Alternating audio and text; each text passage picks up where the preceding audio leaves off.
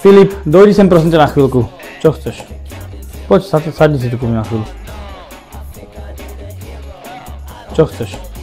Počuj, viem, že si mladého trošku doberáš vždycky, ale to sem k nám nepatrí. A vieš, tu u nás rozhodujú výsledky na konci mesiaca. Tak uvidíme, ako dopadneš, aby si nebol prekvapený. Šéfko, ja nemôžem byť prekvapený. Ja som vždy najlepší. Čaute chalani, no čo, sme tu všetci?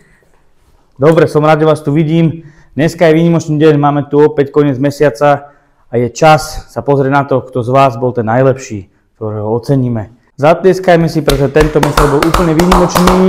Ďakujem vám všetkým, pretože boli sme najlepší. Nie my, vy ste boli najlepší. A preto si to zaslúži jedného z vás vyzdvihnúť a oceniť.